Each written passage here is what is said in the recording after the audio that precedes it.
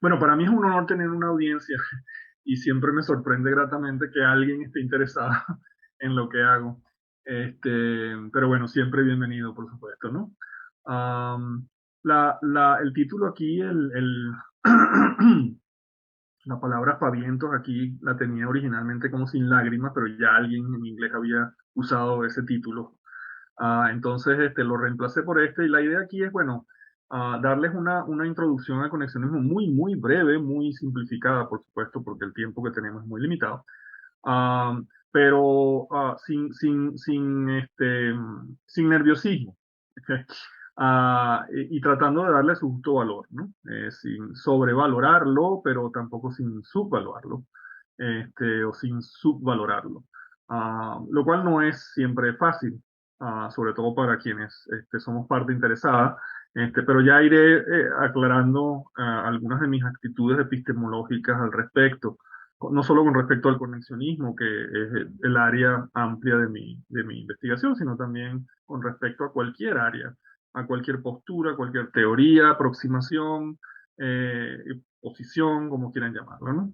Bien, entonces para empezar, si se ve el cambio, ¿no?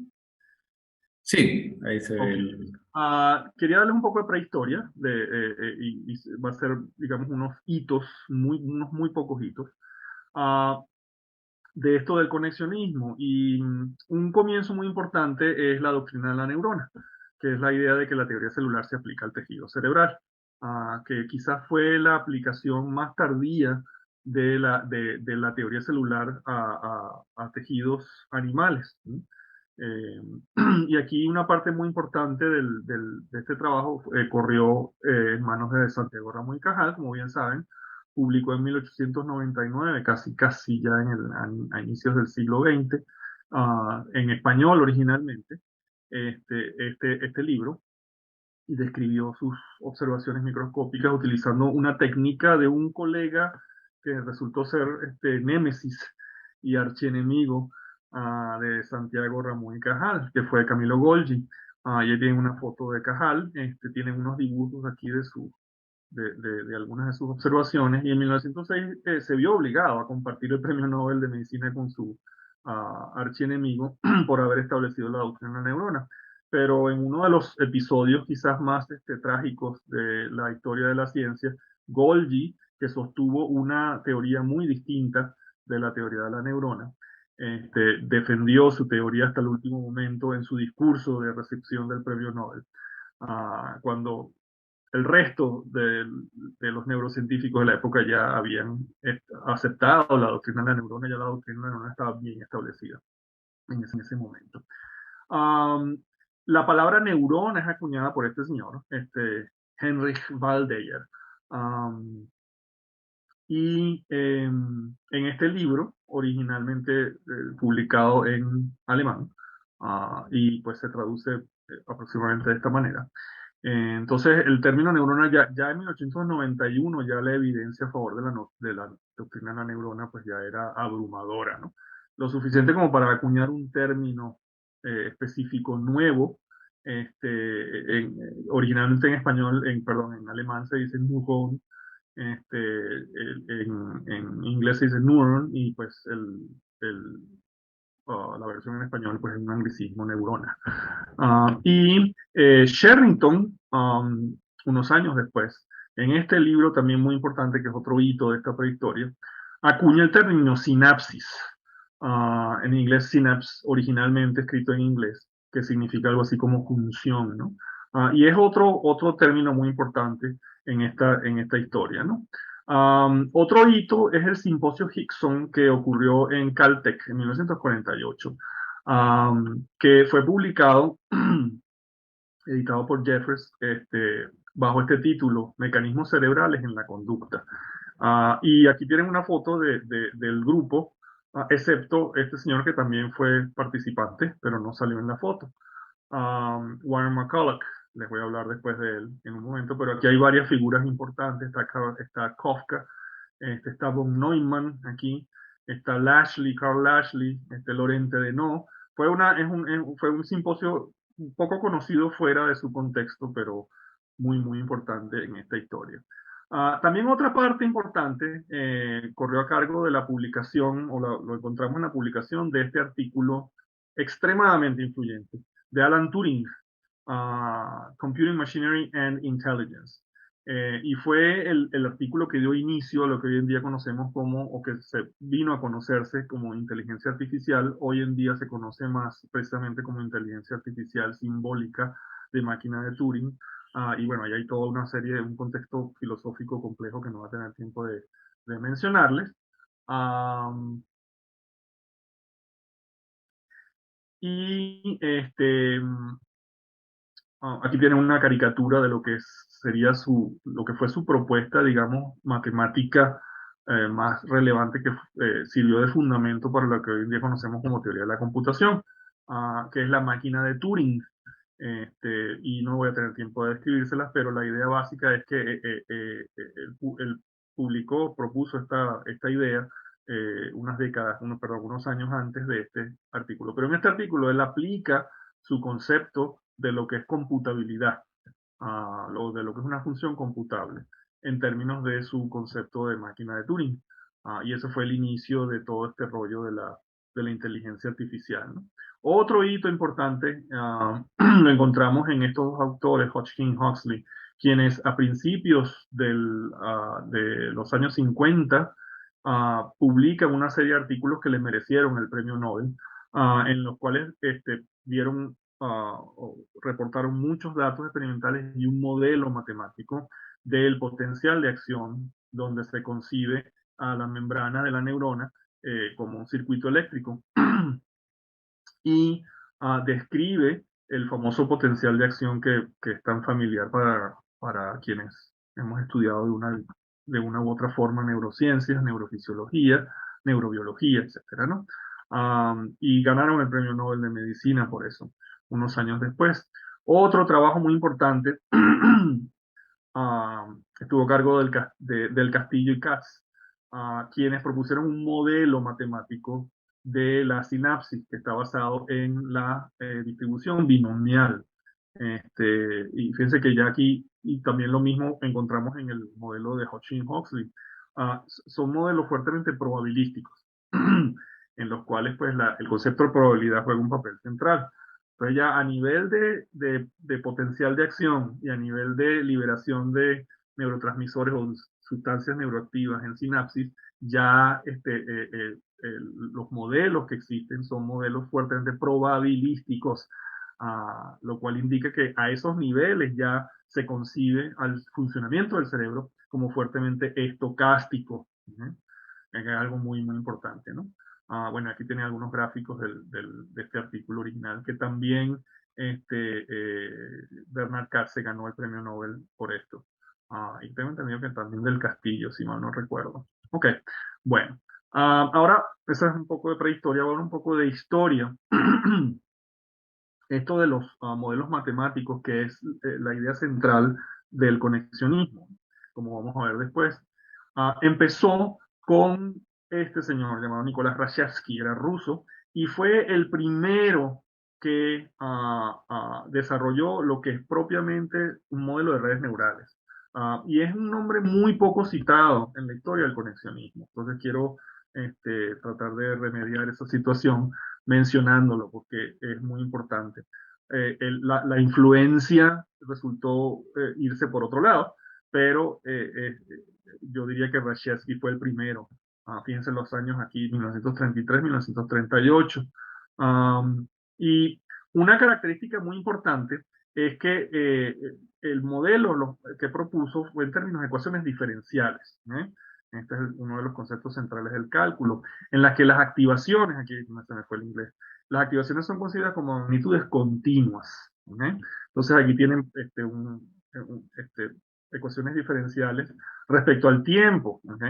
Y aquí tienen un gráfico de cómo cambia las activaciones neuronales como en tiempo continuo. Entonces, eso es una característica muy importante, ¿no? Que el tiempo es un modelo de tiempo continuo, en el sentido de que el tiempo se concibe como algo continuo, y además la activación o la actividad o el funcionamiento de las neuronas individuales también es un continuo, ¿no? Y de nuevo tenemos a este señor que ya les mencioné antes, Warren McCulloch, junto con Walter Pitts, publican este artículo, fíjense que estamos hablando aquí en 1943, ¿no? Un cálculo lógico de las ideas inmanentes de la actividad nerviosa o en la actividad nerviosa. Y se considera oficialmente como el primer modelo de redes neurales, pero en realidad, o el primer modelo conexionista, pero en realidad, como ya les aclaré, no, eso no es del todo cierto. Pero resultó ser el más influyente, definitivamente. Perdón. Resultó ser el más influyente. Y es el que más se menciona en las crónicas, en las historias del conexionismo, ¿no? Otros hitos posteriores a esto, Rosenblatt en 1958 propone el perceptrón. Después les voy a hablar un poco más de detalle de este modelo. Selfridge propone el pandemonium. Woodruff y Hoff proponen el Adaline. um, Steinbock propone el Learn Matrix. Todos son hitos, ¿no? Pero en 1969 estos dos señores, Minsky y Paper, publican este famosísimo libro titulado Perceptrones, un estudio voy a poner aquí, una introducción a la geometría computacional. Y aquí el sentido de geometría va a quedar un poquito más claro después, ¿no? Que con qué papel juega la geometría aquí. Pero bueno, en todo caso, uh, eh, si bien pues definitivamente hay que reconocer que demostrar una limitación muy importante de los perceptrones que había propuesto Rosenblatt, como el título del libro lo indica, sobregeneralizaron, ¿eh? Y supusieron que esta limitación era una limitación inherente a la intuición básica de lo que es el conexionismo como aproximación a la cognición. Y por ello la investigación en redes neurales desapareció casi completamente y esto permitió el florecimiento de la inteligencia artificial simbólica. Se le llama simbólica porque justamente la máquina de Turing es un procesador de símbolos, ¿no? Y de allí es donde viene la famosa metáfora del computador, aunque en una postura, en una filosofía de la mente conocida como funcionalismo de máquina de Turing, no es una metáfora, ¿no? Literalmente la cognición, la inteligencia, las habilidades intelectuales, literalmente funcionan como una máquina de Turing. Bien, hubo algunas excepciones de algunos autores que permanecieron a pesar de eso, permanecieron trabajando casi en la clandestinidad en modelos de redes neurales, incluyendo estos dos autores, Sutton y Barto, quienes publicaron un modelo de redes neurales de condicionamiento pavloviano en 1981. ¿Okay? Y hay otros, Grossberg, también yo tomé un taller de redes neurales con Grossberg en los 90 y tomé un curso de redes neurales cuando estuve en la Universidad de Massachusetts, un curso de redes neurales con Andy Barton. Pero ya para esa época, luego de la publicación de esta colección de artículos, de capítulos, una antología que en 1985 coordinaron Rumelhart y McClellan, bajo el título Parallel Distributed Processing, que se traduce como procesamiento distribuido en paralelo. Y las siglas, pues, sirven tanto para la versión en inglés como para la versión en español. Pero, y es muy común, pues, ya llamarlo PDP. Y la aproximación PDP ya, la idea general, pues, se ve en el nombre, ¿no? Que el procesamiento en la cognición es distribuido y es en paralelo. Exactamente qué significa eso, bueno, ya vamos a verlo un poquito en más detalle después. Y esto representó un verdadero renacimiento de la aproximación conexionista, cuando ya se daba por muerta, casi moribunda, pues estos dos señores publican este artículo. Yo tuve la fortuna de conocer personalmente a Jay McClellan y he conversado con él varias veces. Y desde entonces, la investigación en redes neuronales se ha convertido en un área de investigación extremadamente activa. Y cuando digo extremadamente, no estoy exagerando, ¿eh? Hoy en día uno puede pararse en el campus de cualquier universidad, lanzar una piedra y pegarle a alguien que está trabajando en redes neurales. Aunque también hay que aclarar, que lo voy a retomar después, que la gran mayoría de esa investigación es investigación en ingeniería, ¿no?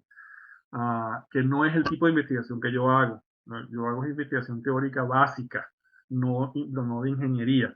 Esta investigación de ingeniería está motivada principalmente por la resolución de problemas prácticos de ingeniería, problemas de optimización, de procesamiento de imágenes, por ejemplo, etcétera, ¿no? Y allí surgen varios problemas, pero ese no es el tipo de investigación que yo hago en conexionismo.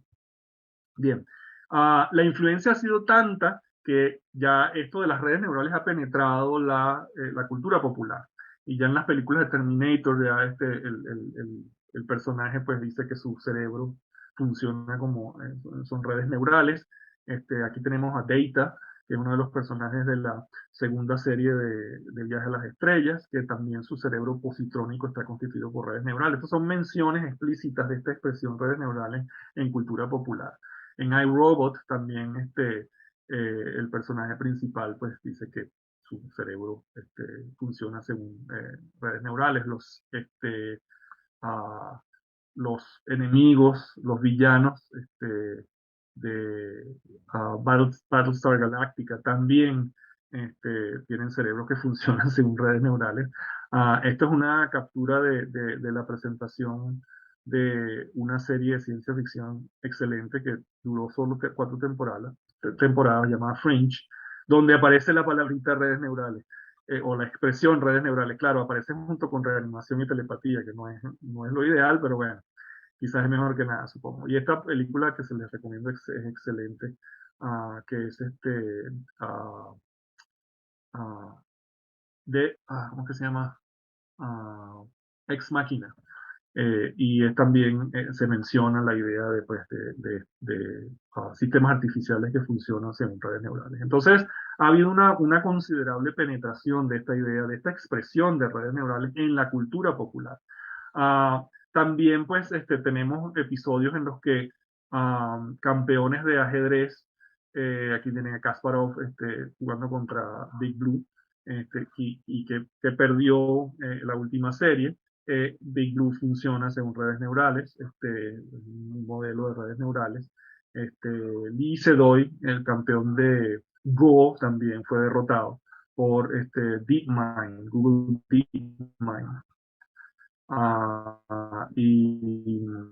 Y a partir de eso, por esa razón se retiró. Era el campeón mundial de Go y pues se retiró porque fue vencido por una máquina. Todos estos sistemas, esto del programa Jeopardy, todos estos sistemas funcionan según redes neurales.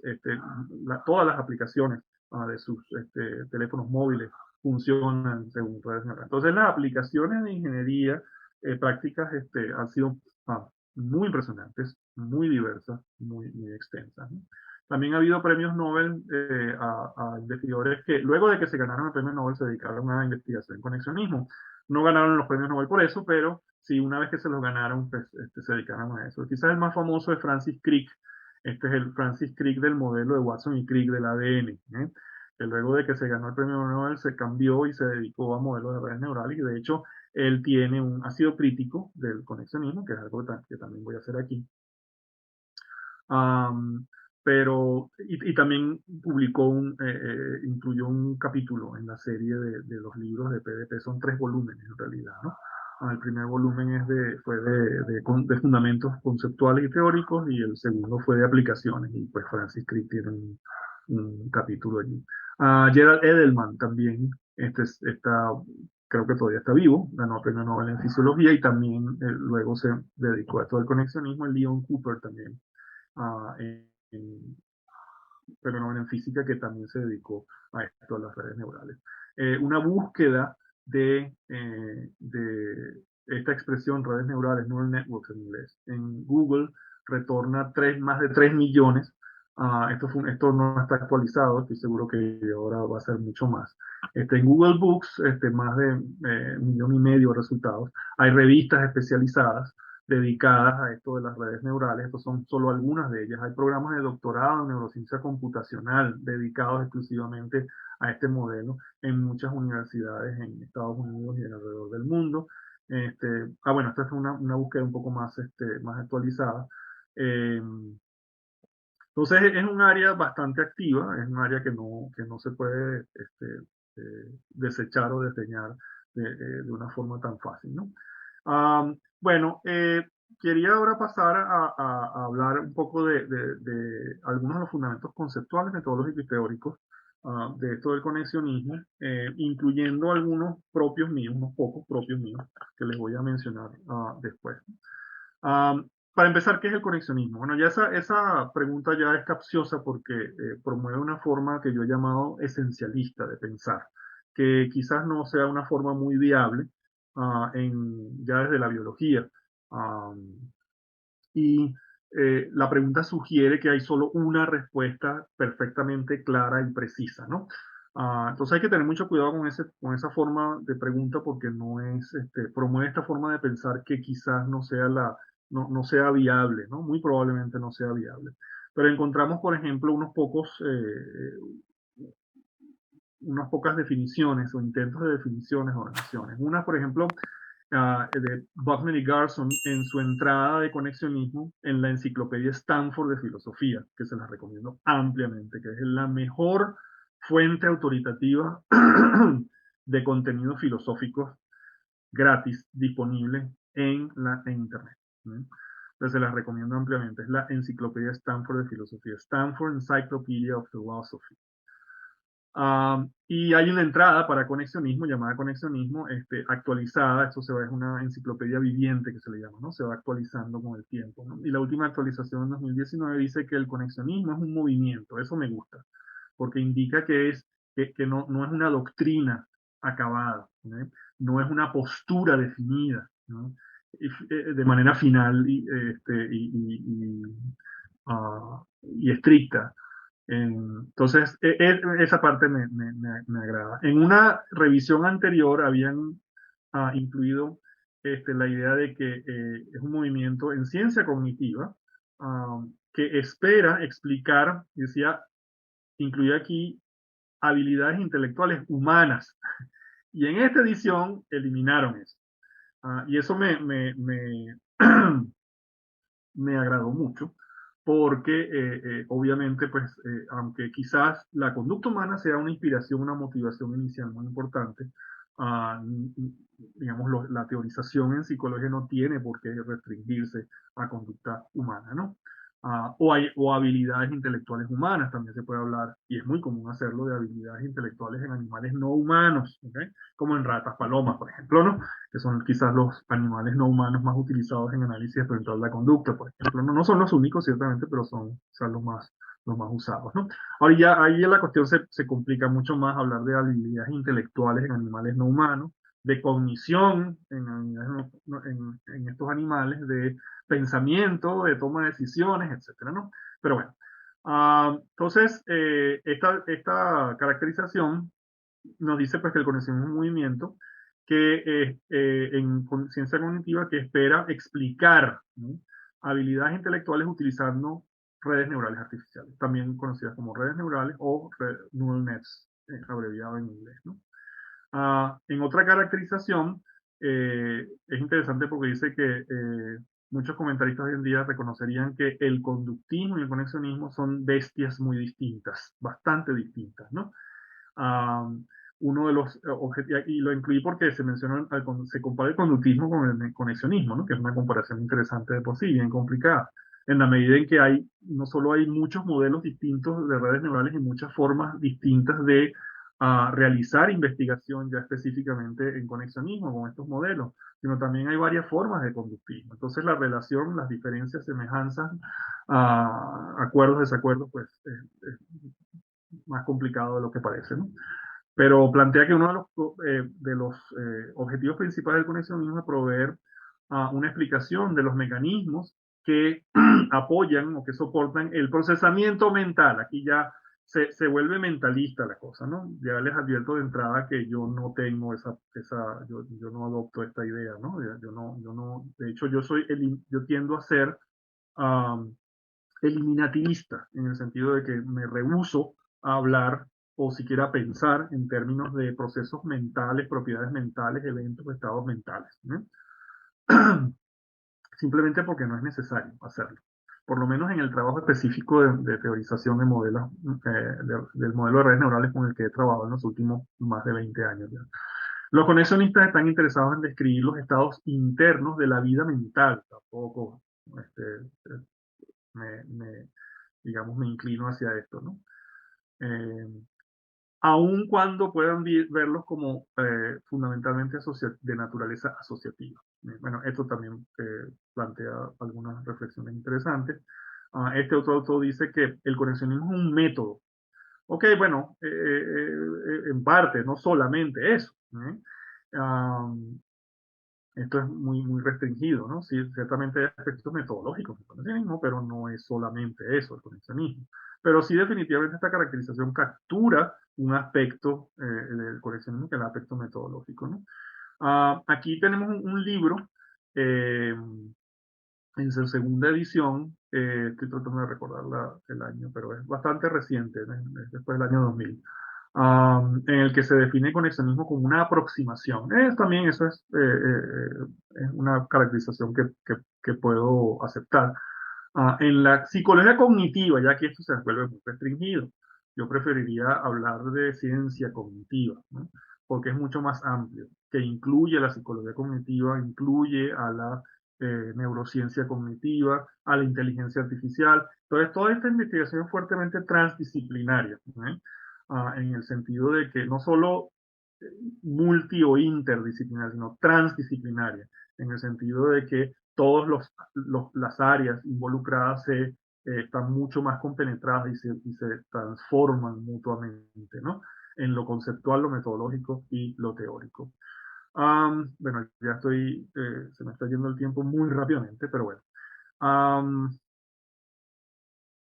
Bueno, según mi cronómetro ya llevo 26 minutos ya en esto. Ok, bueno, entonces aquí les muestro algunos diagramas en los que se representan de manera gráfica distintos tipos de redes neurales. Y este es el tipo que les voy a ilustrar de una manera un poco más detallada después. Um, Estos son del mismo tipo, pero son distintas redes con distintas características, pero son del mismo tipo, ¿no? Aquí tienen otro tipo de redes y así sucesivamente, ¿no? Fíjense que anticipando un punto muy importante, en este tipo de representaciones, por ejemplo, en las que se muestra mucho detalle y parecen ser mucho más realistas, sobre todo estas dos, pues ahí es muy difícil saber qué está pasando. Y eso plantea un problema muy importante, un problema metodológico muy importante en el conexionismo en general, que les voy a mencionar después y que todavía no ha sido resuelto. Bien, entonces las características generales de las redes neurales artificiales ya son las siguientes. Primero están inspiradas. Inspiradas, insisto, no se trata de modelar el cerebro en todo su detalle porque obviamente sería imposible hacerlo, ¿no? Entonces aquí la idea de la teorización como abstracción simplificadora es crucial, ¿no? Hay que simplificar muchísimo, sí, muchísimo, ¿no? Y eso es una razón por la cual pues mucha gente no le gusta este tipo de modelos y en general la teorización y los modelos matemáticos, porque obligan mucho, son muy abstractos en el sentido de que son simplificaciones en la mayoría de los casos extremas, excesivas dirían algunas personas, pero no hay de otra, ¿no? Entonces la cuestión aquí, la palabra crucial aquí es inspiración, ¿no? Inspiradas en la estructura y funcionamiento general de cerebros. Cerebro humano específicamente, bueno, no necesariamente, cerebros en general, ¿no? Y eso es una generalización muy fuerte, pero bueno. Um, y aquí les aclaro, pues, cuál es el sentido del término distribuido o un sentido muy importante del término distribuido en el nombre, en la etiqueta esta de PDP, procesamiento distribuido en paralelo. Las representaciones son distribuidas, ¿no? Ahora, aquí se habla de representaciones, ¿no? Yo les digo desde ya, yo tampoco hablo de representaciones, ni de procesos mentales, ni de estados, ni de eventos mentales, porque no lo necesito. Es una complicación innecesaria, a mi parecer. Entonces, a diferencia de las máquinas de Turing, el conocimiento, la memoria, el procesamiento de un sistema está distribuido entre sus partes, ¿eh?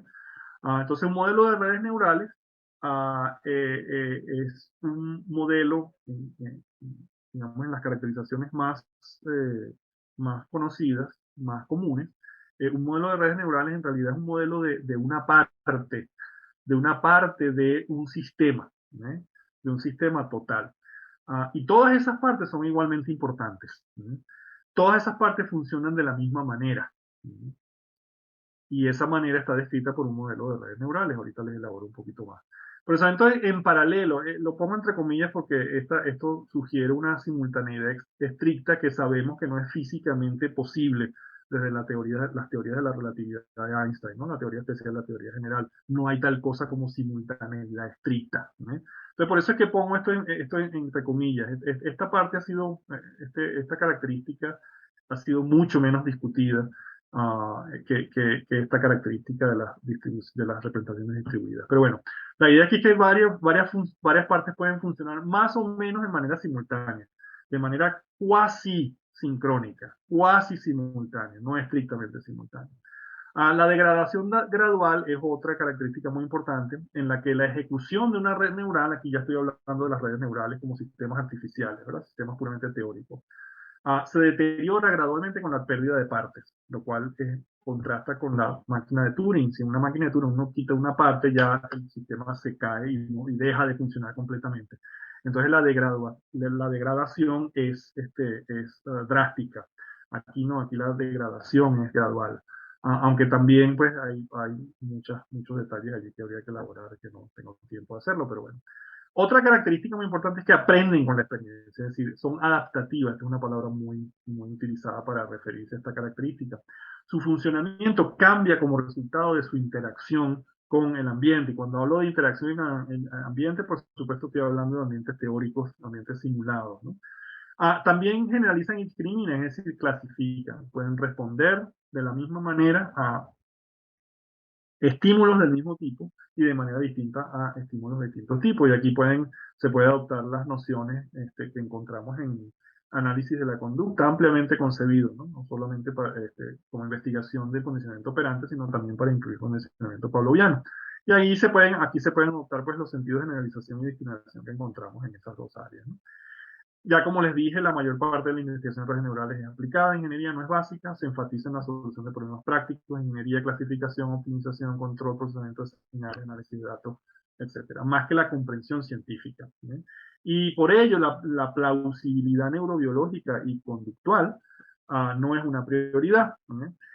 Y eso, pues, contrasta fuertemente con el uso ya de este tipo de modelos, pero en investigación teórica básica, ¿no?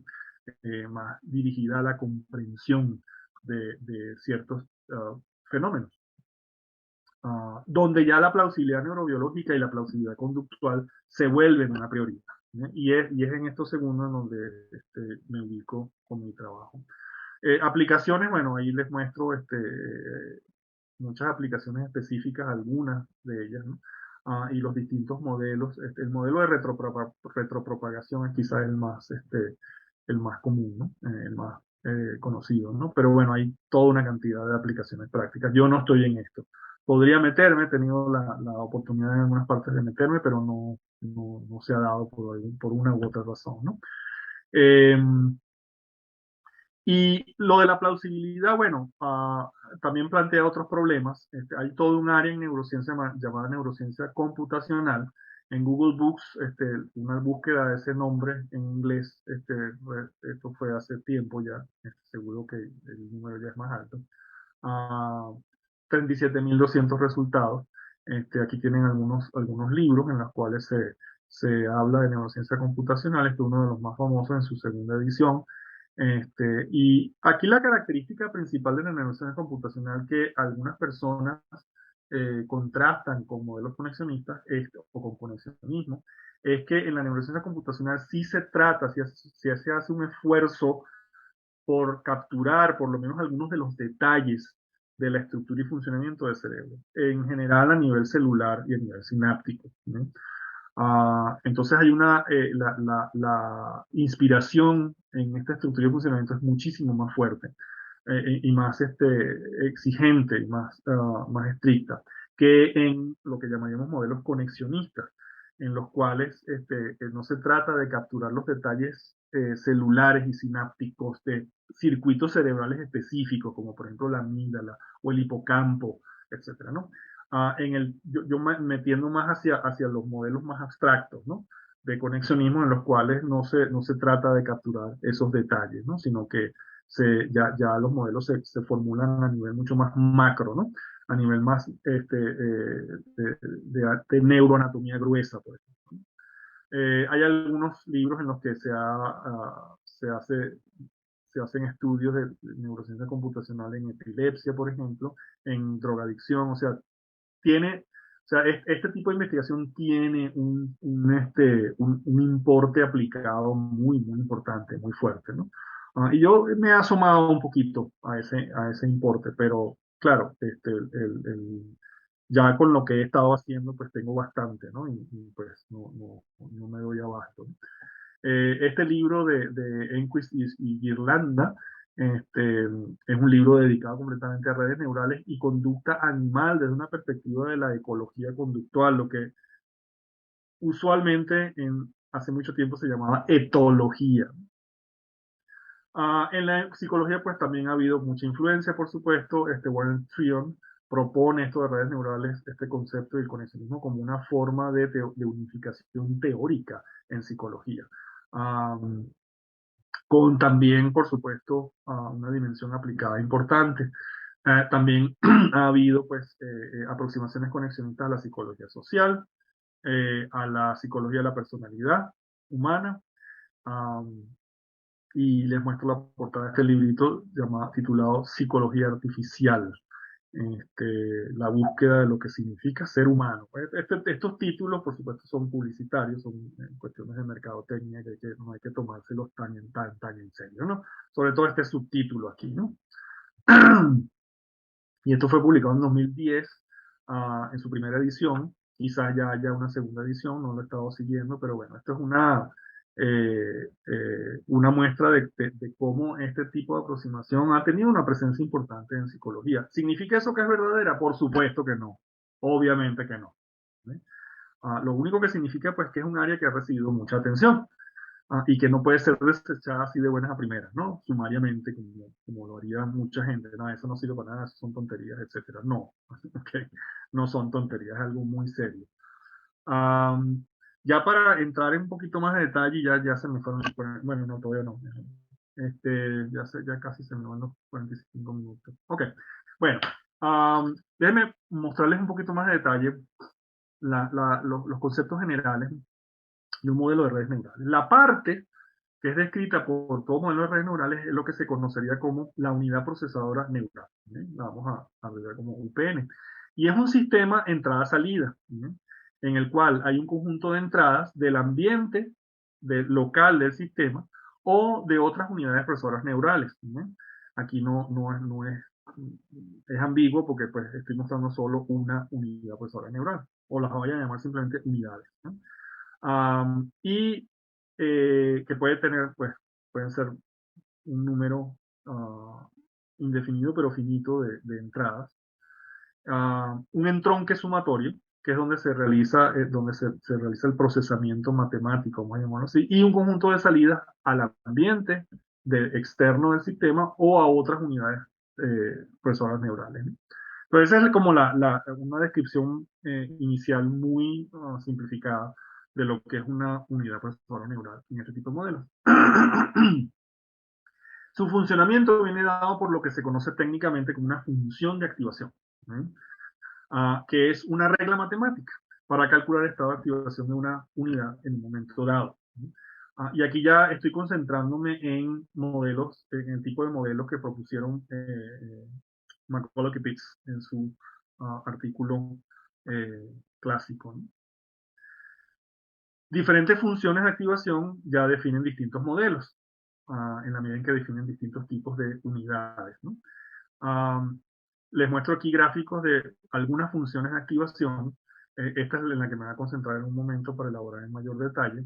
Esta es la función de umbral, la función parcialmente lineal, función sigmoidea o logística que se le llama, y función gaussiana.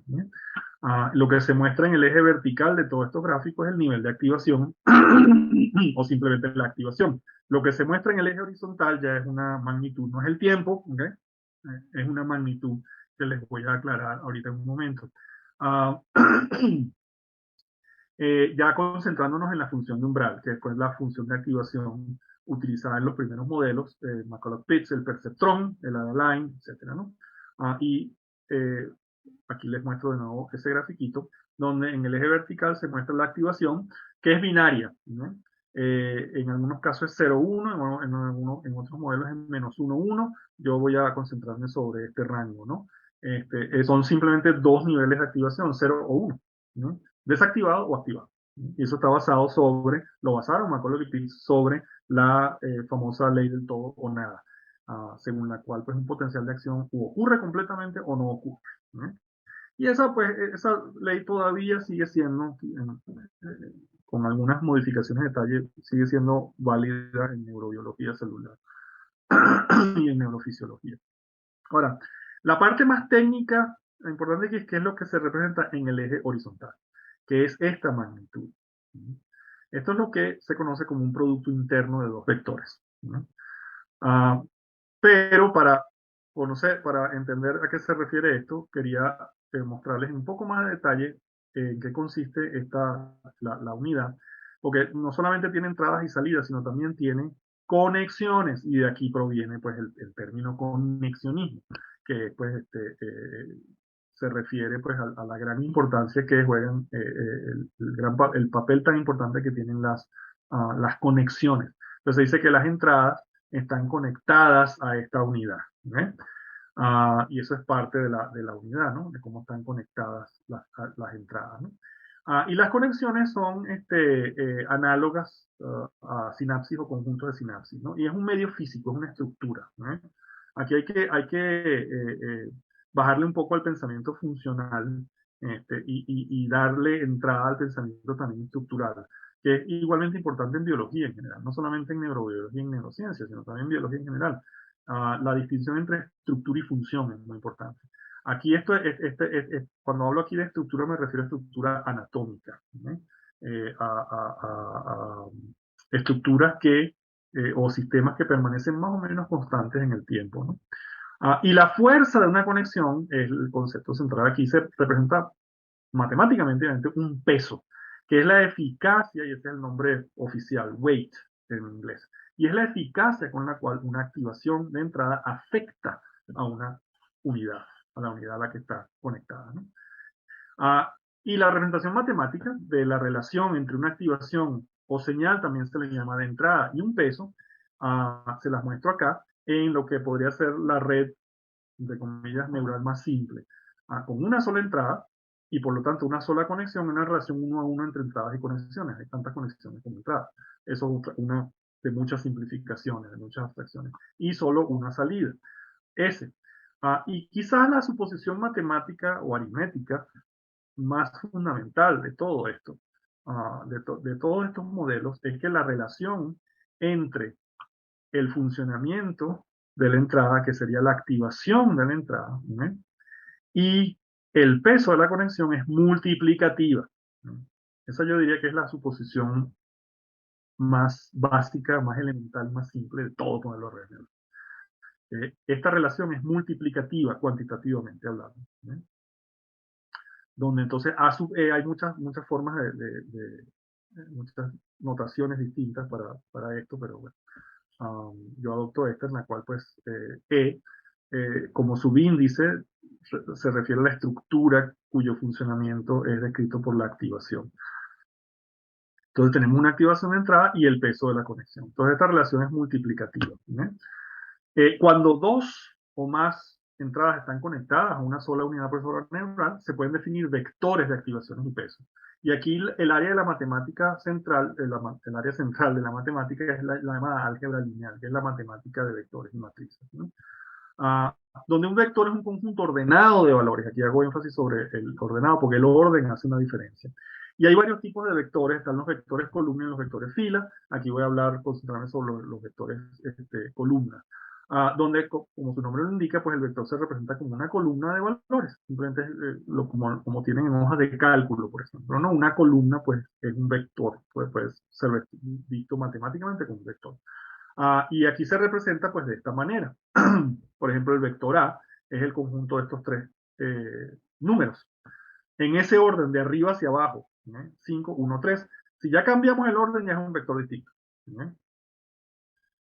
Aunque el orden sea, si por ejemplo tenemos 1, 5, 3, ya eso es un vector diferente. Entonces el orden hace una importancia crucial aquí, hace una diferencia crucial aquí. Este es otro vector, este es otro vector y así sucesivamente. Fíjense que aquí tenemos vectores distintos, con distintos números de elementos, ¿no? Números de valores. Y por supuesto es otra característica muy importante de los vectores, cuántos elementos tienen, ¿no? Y esa magnitud que les mencioné antes, es el producto interno, es justamente el producto entre dos vectores, entre un vector de activaciones, ahorita lo voy a llamar A minúscula negrita, y un vector de pesos. Y los dos vectores tienen que tener el mismo número de elementos, ¿no? Para que la cosa funcione.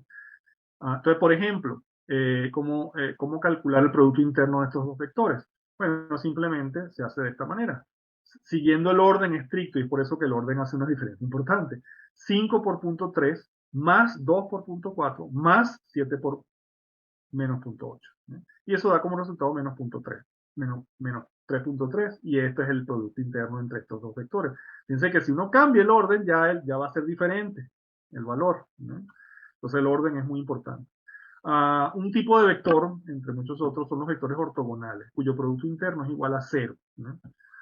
Y esto se ha utilizado mucho para cuantificar de manera matemática o caracterizar de manera matemática la semejanza entre estímulos, ¿no? Donde el producto interno pues, se calcula entre dos distintos vectores de activaciones de entrada, ¿no?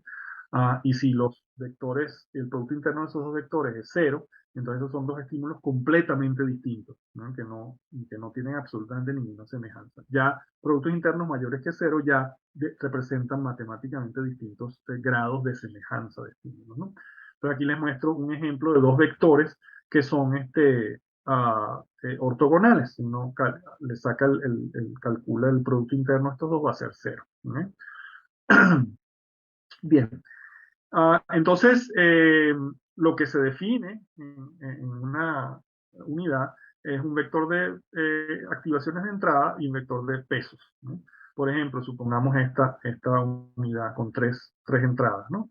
Y ahorita las empiezo a etiquetar porque la etiquetación es parte importante de los cálculos, ¿no? Específicamente esa etiquetación la uso como subíndices que tienen juegan un papel puramente de etiqueta, ¿okay? Entonces tenemos tres posibles activaciones: la activación de la entrada 1, la activación de la entrada 2 y la activación de la entrada 3, ¿no? Eso es un vector. Y el otro vector, el vector de pesos, ya fíjense que los subíndices ya son doble subíndice para indicar el, el, el, el proceso presináptico, que se le podría llamar, y el proceso postsináptico. Entonces este sería el peso de la conexión, de esta conexión que va de la unidad 1 a la unidad 4, ¿no? Y así sucesivamente, el que va de la unidad 2 a la unidad 4, y así igual para la 3 y la 4, ¿no?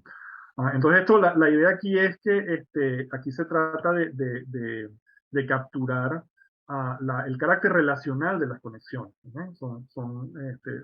Las conexiones son relacionales, en el sentido de que son relaciones entre dos elementos, ¿no? O dos unidades, ¿no? Y la expresión matemática algebraica del producto interno es una suma de productos. Y este es el símbolo oficial para la letra griega sigma mayúscula para indicar sumatoria. Entonces, esto se lee así: esto es la suma de los productos de todos los elementos que van de 1 a 3. El elemento 3, que serían estos tres elementos, ¿no? Donde su índice, perdón, la garganta, donde el subíndice J aquí permanece constante, porque se refiere a a la misma unidad, la unidad para la cual se está calculando el producto interno.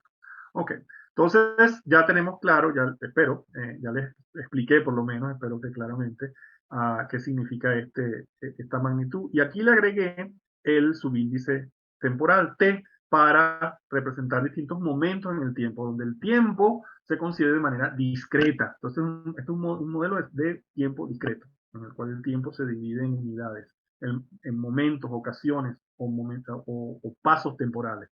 El momento 1, el momento 2, el momento 3. Es otra abstracción. La gente quizás diría, no, pero el tiempo es de naturaleza continua. Bueno, yo no estaría tan seguro de eso. ¿Okay? Así que mucho cuidado con esas ideas apresuradas, ¿no? En todo caso, esta función incluye un umbral, ¿no? Un umbral que funciona de esta manera. Entonces, la función de activación se describe matemáticamente de esta forma. La activación de la unidad J en el momento T va a ser 1 si el producto interno en el momento T de activaciones y pesos es mayor o igual que el umbral. O 0 si, aquí esto no está bien, si ese producto es menor que 0, ¿no? Esto es una versión abreviada, pero bueno, si quieren, se puede poner de forma no abreviada, ¿no? De hecho, esto captura un tipo de casos, ¿no? Particulares, no es la formulación máximamente general. Pero bueno, en todo caso, esta letra, la letra griega teira, denota un umbral, y es por eso que se le llama pues, una función de umbral, cuyo valor se fija arbitrariamente, con algunas restricciones, no es completamente arbitrario, pero con algunas restricciones. Entonces les muestro un ejemplo numérico de cómo funciona esta regla y con esto vamos a terminar la primera parte. Vamos a suponer de nuevo de hecho voy a hacer lo siguiente, voy a mostrarles, bueno, vamos a hacerlo así mejor. Esta unidad con este sistema red neural con 3 entradas y una salida, ¿eh? Y por lo tanto 3 conexiones. Vamos a suponer que la activación, solo la primera entrada, la entrada 1 está activada, ¿eh? Y las otras dos están desactivadas, donde 1 de nuevo representa activación y 0 representa desactivación o inactivación. Y los pesos son los siguientes, ¿eh? Punto 5, punto 1 y punto 7. Un ejemplo numérico arbitrario, hipotético, ¿no? Y vamos a suponer que el umbral es 0.5. Si calculamos el producto interno, vamos a ver que es 0.5. Con lo cual, según la regla, la función que les mostré antes, esta unidad, la salida va a ser 1, se va a activar. Porque según la regla, de nuevo, si esta magnitud es mayor o igual que el umbral, hay varias formulaciones, ¿ok? Algunas ponen mayor solamente aquí y menor o igual que aquí. Bueno, hay distintas formulaciones. A mí me gusta más esta, ¿no? Porque denota la idea de que cuando esta magnitud alcanza o supera el umbral, entonces la unidad se activa, ¿no? Con un valor de 1.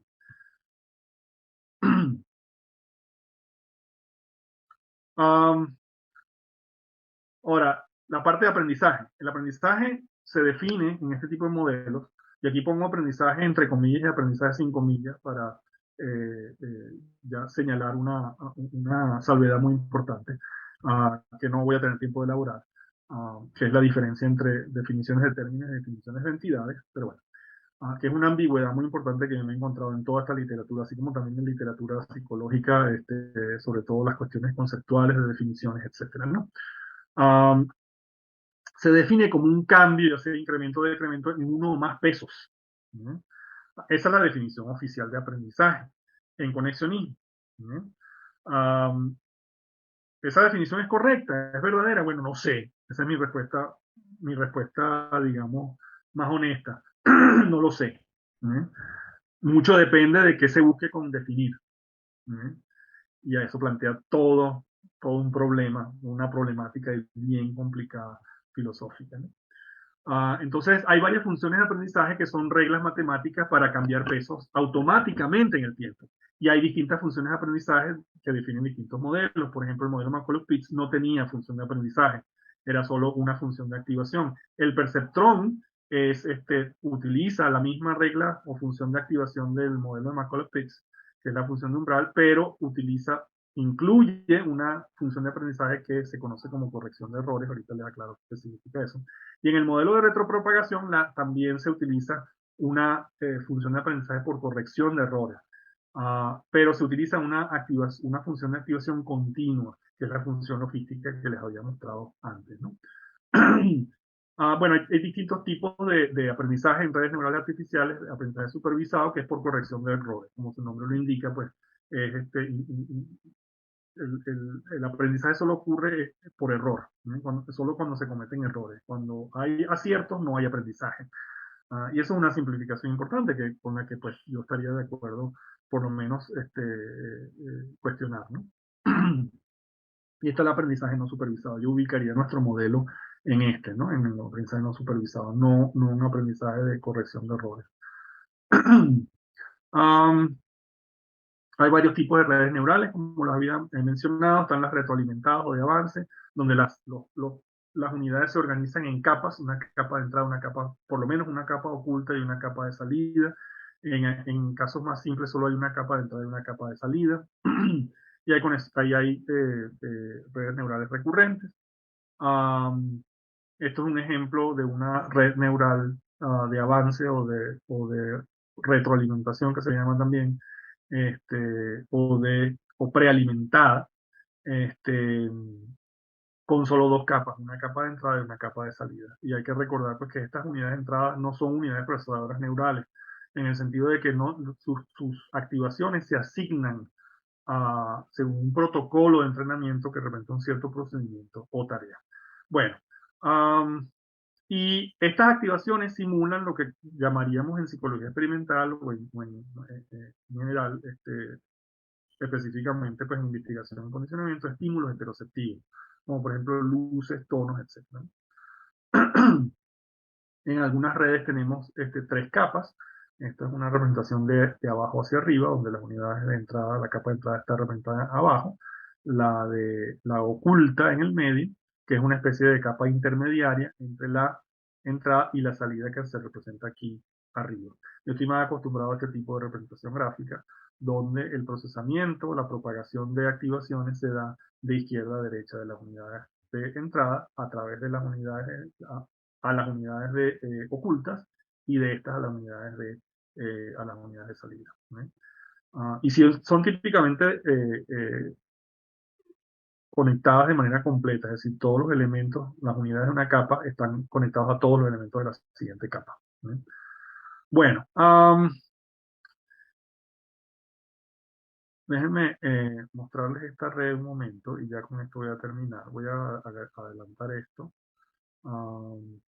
Y aquí les muestro la función de aprendizaje del perceptrón en su versión algorítmica y en su versión algebraica, ¿no? Y lo que dice es que el peso de la conexión de la unidad I a la unidad J en el momento T va a ser igual al peso anterior, en el momento anterior, en el momento T-1, más esta multiplicación, donde alfa denota una tasa de aprendizaje, ¿no? Mientras más alto sea ese valor, más rápido va a ser el cambio, más drástico, más fuerte va a ser el cambio. Multiplicado por un error, y aquí es donde está el componente de error. Un error que se define como la diferencia entre la activación real de la unidad o de la unidad de salida y la activación esperada. Y eso es lo que caracteriza el concepto, a mi parecer, de error en este tipo de modelos, ¿no? Un error es una diferencia entre lo que realmente ocurre y lo que se espera, lo que alguien distinto espera, ¿no? Un supervisor, y por eso es que se le conoce como aprendizaje supervisado a esto, multiplicado por la activación de entrada, ¿no? Entonces, mientras, fíjense ustedes que si no hay error, si esta magnitud es cero, si esta diferencia es cero, entonces no hay aprendizaje, porque esto va a ser cero, todo este producto va a ser cero, ¿no? Independientemente de lo que sean el alfa y el A sub i t, si no hay error, entonces no hay aprendizaje, en el sentido de que no hay cambio de peso. Y eso de nuevo es una simplificación importante. Y ya con esto sí termino esta parte. Supónganse, por ejemplo, esta red de dos entradas más simple que las que les mostré antes. Dos entradas y una salida. Dos entradas conectadas a una salida. Aquí les muestro la versión de esta red en el artículo original de Macaulay Pitts, ¿no? Ah, aquí tenemos entonces que, y esto fue el planteamiento central de Macaulay y Pitts, que si vemos a las activaciones como binarias, ahí se puede caracterizar el funcionamiento de estas redes en términos de lógica simbólica. ¿Eh? Entonces hay una relación muy estrecha ahí entre los orígenes entre la lógica simbólica post-aristotélica, que fue desarrollada a partir de mediados del siglo XIX, que fue una ampliación considerable de la lógica aristotélica, um, y el conexionismo. ¿Eh? Hay una relación muy, muy estrecha, ¿eh? Mucho más estrecha de la que se pensaría. Entonces, en esta red, por ejemplo, pues tenemos solamente 4 posibles configuraciones, ¿no? Que les muestro ahora. Siguiendo la misma regla, aquí se la muestro de manera más simplificada.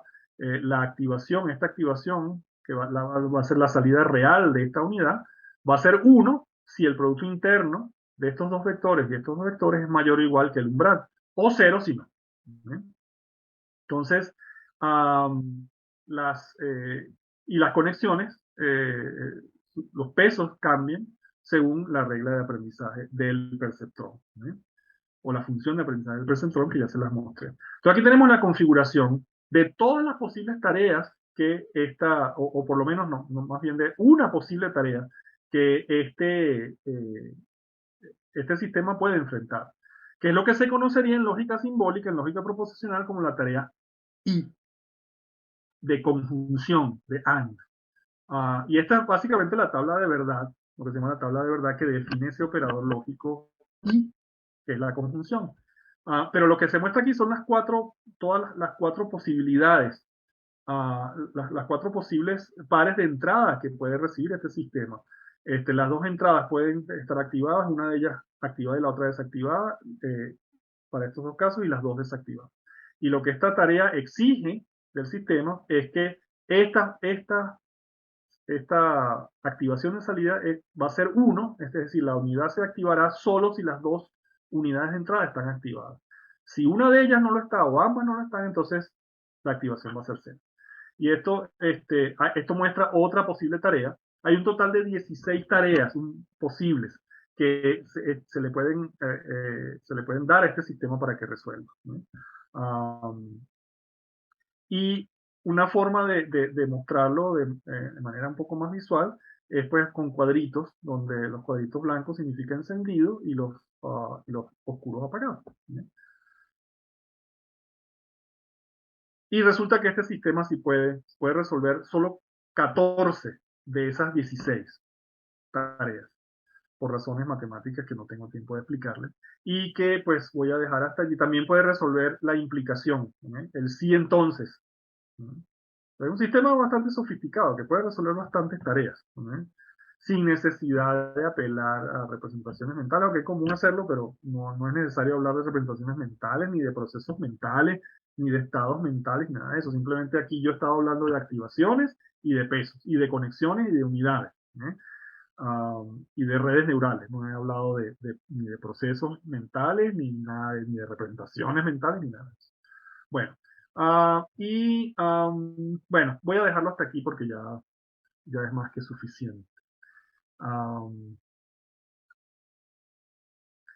Bueno, podemos dar inicio al periodo de interacción y una disculpa porque se me fue bastante el tiempo allí. Quería que no se me fueran más de 45 minutos y se me fue una hora. Bueno, ok, entonces, ¿dudas, comentarios?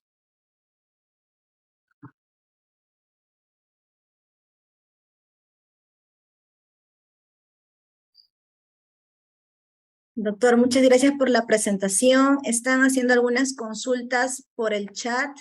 Ahí Ajá, Lander le escribe. sí. A ver, Dice, ¿qué opina de las críticas que se hacen desde ciertas posturas acerca de que las redes neuronales son asociacionistas y que no sería posible explicar procesos cognitivos superiores a partir de procesos subpersonales? bueno, de nuevo, es una pregunta bien difícil, bien compleja. Empiezo diciendo que yo trato como de no identificar, trato de no, ah, Eso tiene que ver con algo muy importante que quería mencionarles. Déjenme mostrárselo un momento para responder esa pregunta. Este, hay un problema metodológico bien importante en conexionismo, que se le conoce como la paradoja de Bonini, en honor a este señor, Charles Bonini, que es profesor de la Universidad de Stanford de negocios, quien publicó este libro junto con Faust, llamado Simulación de la Información en Sistemas de Decisiones en las compañías, en las empresas. ¿Bien? Pero esto se aplica perfectamente para las redes neurales. Y la paradoja aquí es que hay una relación inversa entre la complejidad de un modelo que eh, es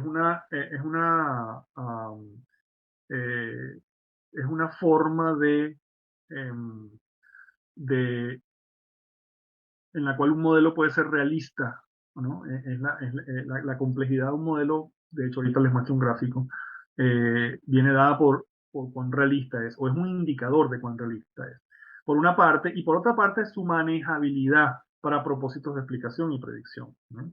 Ahora resulta que, y esa relación inversa, yo la pongo, la expreso de esta manera, yo la pongo como una relación exponencial, ¿no? Positivamente acelerada, ¿no? um, donde la complejidad de un modelo eh, eh, se incrementa exponencialmente con su realismo, ¿no? Y yo creo que aquí estoy subestimando la cuestión, ¿no?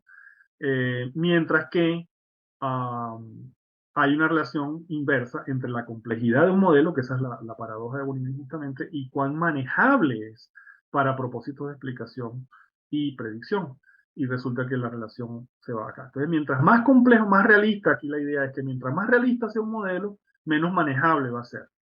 ¿Eh? Y eso es un serio problema, porque sobre todo es un problema que no es importante en la gran mayoría de usos de redes neurales, son usos de ingeniería.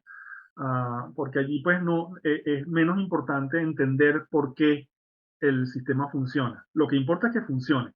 Ahora, ¿por qué funciona? Pues es menos importante. Pero este sí es un problema bien importante en usos en teoría básica, para teorización básica, porque allí ya, mientras más realista sea el modelo, más difícil es entender por qué una red hace lo que hace. Y eso es un problema que yo he enfrentado una y otra vez constantemente en mi trabajo con nuestro modelo de redes neurales. Mientras más complicada es la red, y esa fue la forma en la que empezamos con el modelo, con redes que resultaron ser demasiado complejas como para entender qué estaba pasando allí. Entonces, con los años tuve que, a regañadientes, tuve que reducir considerablemente la complejidad de las redes y su realismo respecto al cerebro, para poder entender por qué una red artificial se comportaba de la manera en que se comportaba. Es un aspecto metodológico muy importante que quería mencionarles, pero el otro que es más directamente relevante para la pregunta es la metodología que yo he seguido general, que proviene de este filósofo que todavía está vivo, ya está viejito, Larry Laudan, quien trabajó en el Instituto de Investigaciones Filosóficas de la UNAM por un tiempo, ya se regresó, y publicó este libro que para mí ha sido una influencia muy importante, El progreso y sus problemas hacia una teoría del crecimiento científico, en 1977. Esto es muy posterior ya al positivismo lógico, ya el positivismo lógico ha sido muy superado, ¿ok? Ya está muerto, caduco, pero seguimos discutiendo en psicología en términos del positivismo lógico, ¿no? Y la metodología que él propuso fue la metodología de tradiciones de investigación, de la cual yo rescato dos planteamientos que a mi parecer son muy interesantes, que merecen seria consideración. Uno es que la actividad no es la ciencia no es una actividad de búsqueda de la verdad, es una actividad de solución de problemas, ¿no? Ah, y, eh, y bueno, las tradiciones de investigación son teorías distintas, esto lo voy a saltar. A lo que quiero ir es, bueno, él propuso un aspecto más novedoso de su propuesta, propuso una taxonomía de los problemas científicos empíricos y conceptuales. Los dos son igualmente importantes, pero lo que quiero llegar para responder una pregunta es que las soluciones a problemas mediante teorías en ciencia, según esta metodología, son aproximadas, no son ni verdaderas ni falsas, la verdad o falsedad es irrelevante. Tampoco son explicaciones. Y son tentativas, pero la parte importante para mí es esta, en este momento, que hay dos modalidades de evaluación de teorías o de soluciones o de tradiciones de investigación. Una tradición de investigación es una secuencia de teorías, ¿no? Destinadas a resolver ciertos problemas, ¿no? Empíricos y conceptuales. Entonces, hay dos actitudes cognitivas o dos actitudes epistémicas. Más bien hay dos que tradicionalmente se han manejado, que son la actitud de aceptación, que también la llaman Laudan contexto de aceptación, que una teoría es aceptada como si fuera verdadera, o una propuesta, un modelo, y el contexto de rechazo. Esas son las dos actitudes que siempre se manejan. Siempre se habla de aceptación o rechazo de un modelo. Un aspecto de esta metodología que me resulta muy interesante es que Laudan propone una tercera vía, una tercera actitud epistémica, que es la actitud de seguimiento. Pursuit lo llama en inglés, algo así como persecución, ¿no? Que en español suena extraño, pero bueno. Donde el uso se usa de manera tentativa y preliminar una teoría, propuesta, modelo prometedor, que es prometedor porque logra resolver ciertos problemas. Y esta es la actitud que yo he adoptado, ¿no? En mi investigación con este modelo. Es una actitud de seguimiento. No lo acepto como verdadero. Tiene limitaciones muy importantes. Y todo modelo, y toda propuesta, y toda teoría tiene limitaciones importantes. Entonces, mi respuesta a la pregunta es que, bueno, que cada quien tiene el derecho de investigar lo que desee, de teorizar como mejor le parezca, de conceptualizar como mejor le parezca. ¿Sí? Yo no soy quien para decirle a alguien más qué hacer o qué pensar, o qué decir o qué investigar. ¿Sí? Sí ha habido críticas al conexionismo, son críticas válidas. Esta crítica en particular que se menciona en la pregunta de que estos modelos son estrictamente asociativos y que por lo tanto no pueden modelar procesos cognitivos superiores. Bueno, yo habría que repreguntar, bueno, esos procesos cognitivos, primero, exactamente qué son, ¿no? ¿Cuál es su naturaleza? Y segundo, peor aún, ¿por qué son superiores? ¿Por qué se les llama superiores? Porque son mejores o más importantes o más relevantes, no sé, más cercanos a Dios, no sé. ¿Eh? Entonces ahí yo adopto la actitud socrática, ¿no? De responder a preguntas con otras preguntas. Bueno, depende. ¿A qué se llama proceso cognitivo, para empezar? Un ejercicio que a mí me gusta mucho hacer en mis clases, en mis cursos de filosofía de la ciencia, es preguntarle a las personas que están que fungen de estudiantes. ¿Ustedes creen en Dios? Y la gran mayoría, hasta ahora el 100%, o algunos responden negativamente, otros responden afirmativamente. La actitud socrática es depende, como dice la canción de Jarabe de Palo, depende, todo depende.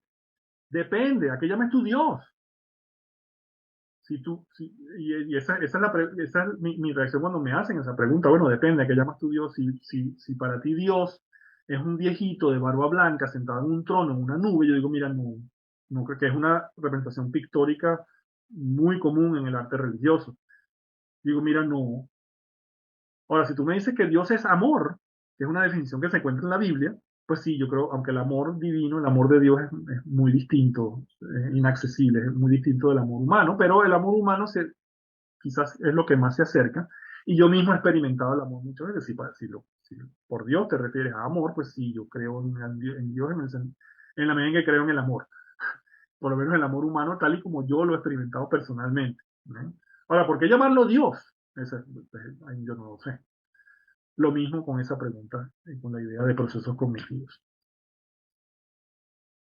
Superiores, sobre todo. Muchas gracias, doctor. Acá tenemos otra pregunta también y refieren cuál es la relación entre el modelamiento de procesos cerebrales y la formulación de una teoría psicológica. Bueno, de nuevo, una pregunta muy difícil. Depende. Todas mis respuestas van a ser depende. Depende específicamente a qué teoría psicológica te estés refiriendo. Hay tantas teorías psicológicas tan distintas que hablar de una teoría psicológica como es demasiado general, ¿no? es demasiado amplio. Entonces a mí me gustaría pues afinar un poco más, ¿no? Si estamos hablando, por ejemplo, de la ley de igualación de Einstein, en condicionamiento operante, pues ya habría que allí elaborar los detalles, ¿no? Nuestro modelo de redes neurales puede simular ley de igualación, tal y como es descrita en la ecuación, que es una formulación, un modelo estrictamente conductual, puramente conductual, ¿no? Y la relación, una forma de la relación entre quizás muchísimas, es esa, ¿no?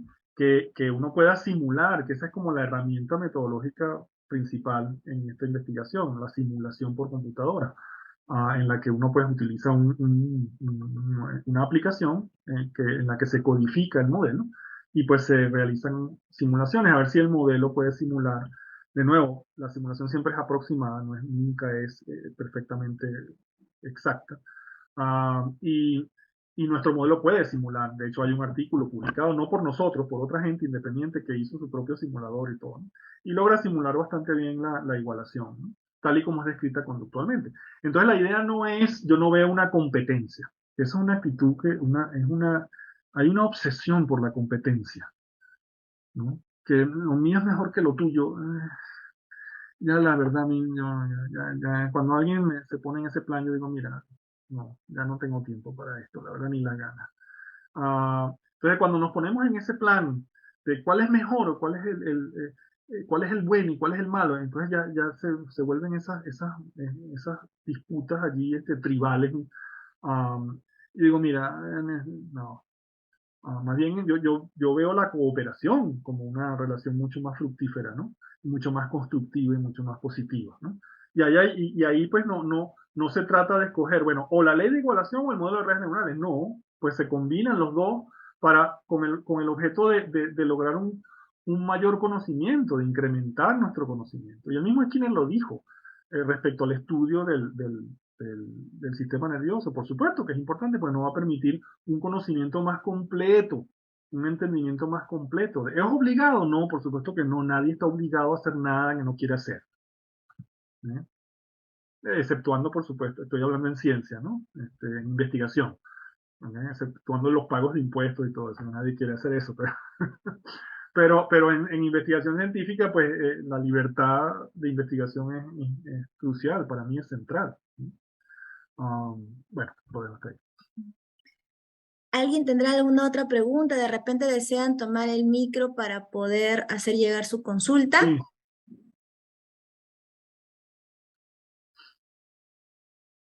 Y en lo que van. Sí, sí, tengo una. sí. Existe modelos de redes neurales que digamos, no estén incluidos en la aproximación conexionista, que sean contemporáneos. Bueno, yo diría que la aproximación conexionista sigue siendo contemporánea. Sigue habiendo investigación conexionista. Este, Ahora, hay modelos matemáticos que no son conexionistas, eso sí. Aunque, por ejemplo, los que encontramos en la neurociencia, perdón, en la neurociencia computacional, que la diferencia de nuevo allí, como les dije, es que hay un esfuerzo mucho más fuerte, mucho más explícito más bien, en capturar los detalles celulares um, de circuitos específicos de cerebrales, ¿no? Entonces esta investigación está mucho más fuertemente eh, restringida por datos fuertes en neurobiología celular, ¿no? Um, Ahora, esos son modelos de red, son modelos conexionistas o no. Bueno, los neurocientíficos computacionales dirían que no. Y pues yo podría estar de acuerdo, ¿no? Son modelos mucho más fuertemente inspirados en la estructura y funcionamiento de circuitos particulares del cerebro, y eso los hace mucho más concretos, ¿eh? Que los modelos conexionistas, que son más abstractos, ¿no? No tratan de capturar esos detalles, los detalles celulares, um, microanatómicos de circuitos cerebrales particulares. No sé si respondí tu pregunta o no. Sí, gracias.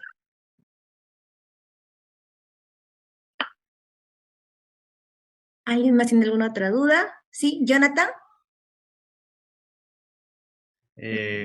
Buenas tardes, doctor. Siguiendo Gracias. su postulado, que me parece bastante interesante, bueno, en términos de que esas peleas que a veces se casan entre diferentes tipos de conductistas, que usted que los conoce muy bien, y creo Sí. que a muy grandes rasgos usted nos describió como su postura en su origen de la red, de cómo creó su modelo, bueno, estudiando precisamente desde ese seleccionismo con el doctor Palmer, pero actualmente trabajos transdisciplinares o digamos como esa multidisciplina en temas como, no sé, algo como con comportamiento alimentario, con aprendizaje social y cosas así, ¿se atrevería usted, bueno, mejor dicho, desconozco si su merced trabaja en ese tipo de conexiones con otros investigadores Ujú. Bueno, o si...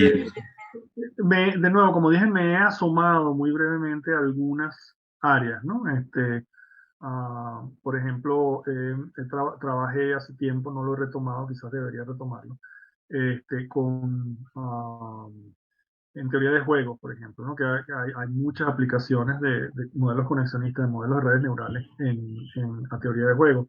Y una situación ahí muy famosa, quizás la más famosa, es la situación del dilema de los prisioneros, ¿sí? Y eh, hace muchísimo tiempo, a finales en 1999 para ser exacto, presenté resultados con el modelo que logran simular la emergencia de conducta cooperativa en redes neurales en una situación de nuestro modelo, en una situación de dilema de prisioneros. Ah, Eso es psicología social, bueno, no sé, la verdad no sé. Eso son interacciones sociales, no sé, la verdad, no lo sé, depende a que llame social. De nuevo, depende. Depende que llames social, depende que llames personalidad, depende. Si por social te refieres a interacciones puramente lingüísticas entre personas, pues mira, no estoy simulando ni pretendo simular esas relaciones, ¿no? No me he metido para nada por intentos de simular lenguaje, no, no. Con lo Ok, que he estado haciendo he tenido más que suficiente. ok, muchas gracias. A ti.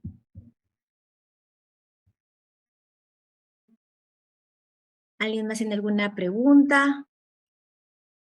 ¿Un comentario? Yo tengo una pregunta.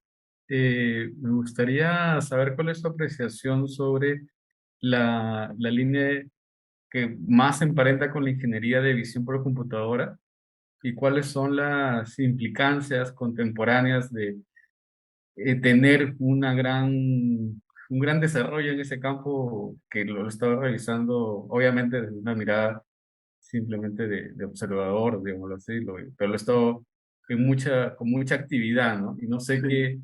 qué tanto estos desarrollos en visión por computadora podrían mejorar o podrían saturar, digámoslo así, Ujú. la fineza, o por lo que nos comentaba, la simplicidad, la simplicidad, pero no en un sentido malo, ¿no? Sí, Digámoslo así, de las redes neurales, ¿no? sí. Bueno, de nuevo, no es mi área. Mi respuesta honesta es que es muy interesante, muy impresionante los logros. Las implicaciones pueden ser muy profundas. Recientemente, pues, ha salido una noticia periodística en la cual se dice que un ingeniero de Google fue despedido porque se atrevió a decir que sus redes, su sistema de redes neurales profundas, llamado Lambda, tenía conciencia. De nuevo, depende de que llamemos conciencia, ¿no? Pero lo más que puedo decir no es mi área, lo más que puedo decir, ya lo he dicho, ¿no? Me parecen muy impresionantes, muy interesantes, con implicaciones potencialmente profundas, que nos llevan al concepto mismo de conciencia, que es un concepto bien complicado. No hay un solo concepto, hay muchos conceptos distintos y eso es parte de la complicación. Y recalcar también que de nuevo en estas aplicaciones de ingeniería el por qué es menos importante que el qué. O sea, lo más importante es que funcione bien. que funcione como se espera. ¿Vale? Que en muchos casos, por cierto, se tratan de superar las habilidades humanas. Justamente eso es una razón por la cual muchos de estos modelos de estas aplicaciones se realizan, ¿no? Para superar las capacidades cognitivas, intelectuales, como quieran llamarlas, humanas, ¿no? Entonces ya de entrada, pues eso no sería un buen modelo de la mente humana, ¿no? De la conciencia humana. Pero en aquellos casos en los que se pretende capturar, pues sí es muy impresionante, pero mi gran duda de nuevo nos lleva, el gran problema para mí y para muchas otras personas es la paradoja de Bonini, ¿no? Que mientras más grande, y estamos aquí hablando de redes neurales de millones de unidades, ¿no? Y miles de millones de conexiones. O sea, nadie puede saber exactamente qué demonios está pasando allí. O sea, no se puede dar una explicación completa de por qué la red funciona tan bien. Y ese es el gran problema en estas aplicaciones de aprendizaje profundo que mencionan, no solamente de visión por computadora, sino también de lenguaje, procesadores de lenguaje natural, lenguaje ordinario, y muchas otras, ¿no? Que funcionan muy bien, pero no saben por qué funcionan tan bien. Pero de nuevo, el por qué es secundario. Yo diría, porque lo que importa es que funcione bien, ¿no? Pero ese no es el caso en la investigación ya teórica científica básica.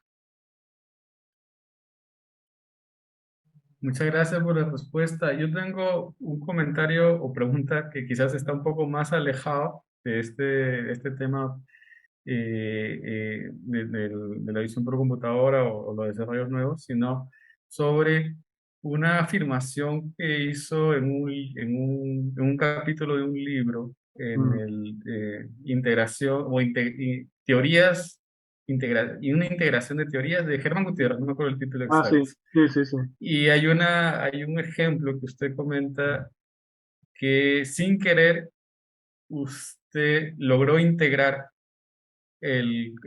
con sus desarrollos el Ujú. condicionamiento pavloviano con el instrumental, de alguna manera, ¿no? Sí. Y que no es necesario, ahí lo que su opinión es, no es necesario estar abanderado de alguna propuesta integrativa para Ujú. generar productos integrativos. Sí. Me gustaría saber exactamente qué, qué otras cosas ha podido ver que se han comenzado a integrar adicional de estos dos procedimientos y sus implicancias teóricas, sino qué más ha visto usted a través de su trabajo en redes neurales que ha permitido integrar cosas en psicología que pareciera que no eran tan fáciles, al menos Ujú. del ejercicio conceptual netamente anterior, ¿no? Sí. Bueno, son muchísimas. Te doy unos pocos ejemplos y son muy locales, o están restringidos al modelo específicamente que yo estaba trabajando, que construí con Donahoe y Palmer a principios que publicamos a principios de los años 90. Allí, bueno, de nuevo, yo participé en ese proceso y fui, digamos, testigo directo de cómo ocurrió. En ese caso específico, sí había de entrada hubo un proyecto unificador, ¿no? Pero ese proyecto unificador se derivó de un principio unificado al reforzamiento que ya Donahoe y colaboradores habían propuesto años antes, ¿no? En el que yo no participé. Entonces lo que Donahoe planteó fue la posibilidad de hacer un modelo de redes neurales que estuviera basado en ese principio, aunque de alguna manera capturara ese principio, que es un principio puramente conductual, ¿no? Y que justamente sí buscaba unificar reforzamiento pavloviano y reforzamiento operante en un mismo principio, ¿no? Um, y entonces, de entrada sí hubo allí algo, pero yo no fui partícipe de eso. Yo simplemente me metí directamente en la construcción del modelo, en las pruebas del modelo iniciales, etcétera. Y yo en lo personal no estaba buscando unificación alguna, ¿no? Yo me topé con eso, este, y, y me resultó interesante, pero yo lo veo más la unificación, la veo, o sea, puede ser un proyecto inicial, uno puede explícitamente buscar, tener como objetivo unificar algo, Pero para mí es más viable y más interesante, de hecho, cuando la unificación emerge. Entonces, para mí la unificación es una propiedad emergente, una característica emergente de algo.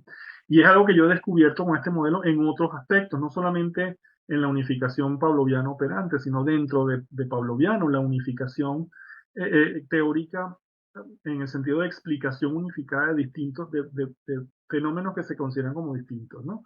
Como distintos, como por ejemplo el fenómeno de bloqueo en condicionamiento pavloviano y el fenómeno de la interferencia proactiva. ¿Eh? Son dos fenómenos, o el fenómeno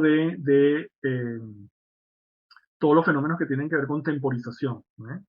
Son fenómenos que, como son distintos, tienden a ser tratados teóricamente de manera distinta, según modelos distintos. Entonces, un modelo para esto, un modelo para este fenómeno, un modelo para este otro fenómeno.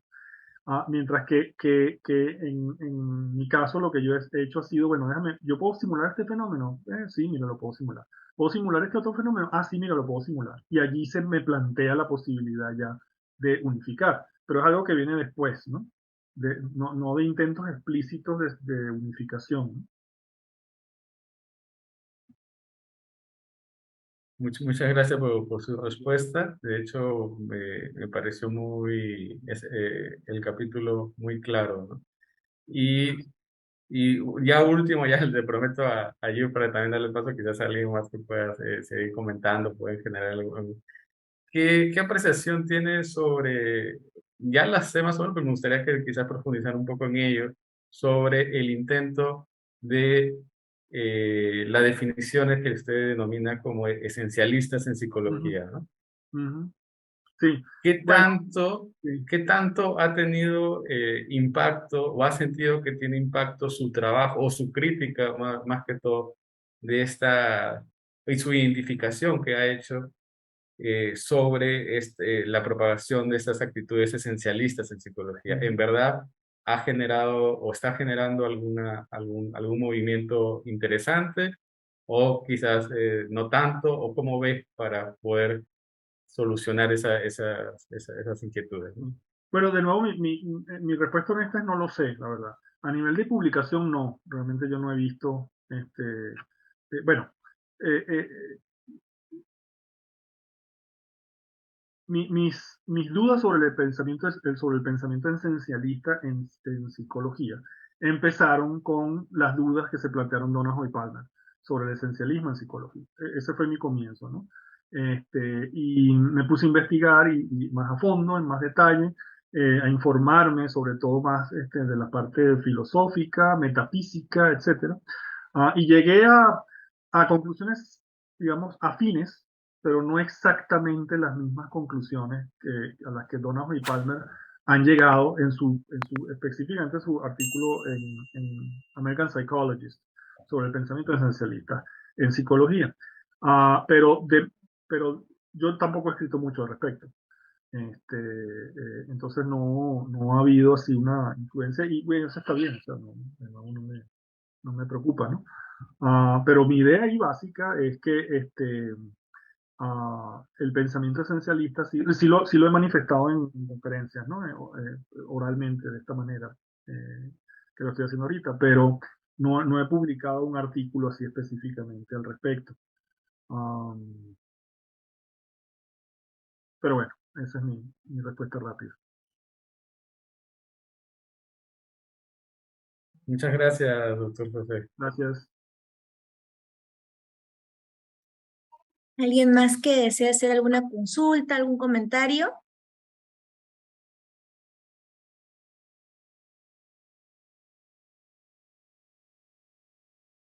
En lo que se van animando, Lando, me comí una pregunta que hiciste, perdóname, ahora la voy a hacer. Yo no veo el chat aquí. En el chat la había colocado y me la comí, discúlpeme. A ver, ¿considera que existen fenómenos cognitivos en los que se hace necesario apelar a representaciones para estudiarlos? ¿O considera que es posible prescindir totalmente de ellos? Bueno, de nuevo, pregunta muy difícil. Honestamente no lo sé. Yo prefiero pensarlo en términos locales, verlo en términos locales. En nuestro modelo de redes neurales, no hemos necesitado para nada hablar de representaciones mentales. Aunque es muy común en modelos de redes neurales, en modelos conexionistas, hablar de representaciones, y de hecho en neurobiología es muy común hablar de representaciones neurales, en nuestro modelo no hemos necesitado para nada hablar de representación. Y con eso hemos podido usarlo muy bien para explicar y para predecir. Ahora, de allí a que sea dispensable en absolutamente todos los ámbitos, no lo sé, no puedo sobregeneralizar así de una manera tan drástica, ¿no? También pensaría, bueno, o también preguntaría, bueno, depende, ¿a qué llamamos procesos cognitivos? Entonces hay mucha cuestión de conceptual acá, ¿no? Y ahí es donde entra la cuestión del esencialismo. Porque puede haber muchas definiciones distintas de lo que son procesos cognitivos, pero no hay manera de decidir cuál es la correcta, si es que hay una sola correcta, de manera empírica. Es decir, distintas definiciones reales, es decir, esencialistas de todas estas entidades, aprendizaje, por ejemplo, que es un caso muy claro, ¿no? En psicología del aprendizaje. Aprendizaje es esto, ¿no? Algunas veces entrecomillan la palabra aprendizaje, otras veces no la entrecomillan, y ya eso causa una confusión en una cuestión, una distinción elemental en lógica. Entonces, definir un término es algo muy distinto de definir una entidad. Y es lo segundo lo que nos lleva al pensamiento esencialista. Entonces la tendencia ha sido, bueno, decir que el aprendizaje es realmente esto, o la inteligencia es realmente esto, o la cognición es realmente esto, o una representación es realmente esto. Ya cuando lo ponen en esos términos, esas definiciones reales, esencialistas, son empíricamente indecidibles, están subdeterminadas por la evidencia. Es decir, son igualmente incompatibles, no se pueden decidir. Entonces ahí enfrentamos un problema, ¿no? ¿Cuál es la definición correcta? No hay manera de ni siquiera hay manera de saber si hay una definición correcta. Puede ser que todas sean correctas, ¿no? Entonces, mi respuesta rápida. ¿Alguien más tendrá alguna pregunta?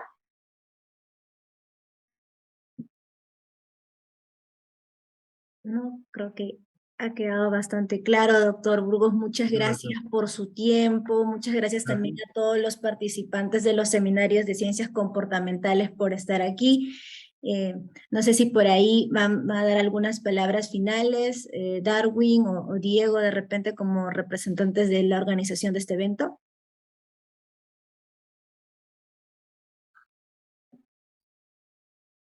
De mi parte, reiterar, ¿no? mi agradecimiento y sobre todo aplaudir su actitud abierta hacia la investigación. Pocas veces lo que encontramos ese ejercicio en verdad liberal, digámoslo así, ¿no? Dentro del ámbito investigativo y nada, ¿no? Espero que esta sea solamente la primera ocasión en la cual podemos intercambiar. De hecho, en la asociación estamos muy deseosos de poder seguir abriendo espacios, en especial con mucho interés en su trabajo, ¿no? Eso Muchas es lo que... gracias. No sé si Diego también tiene algún comentario.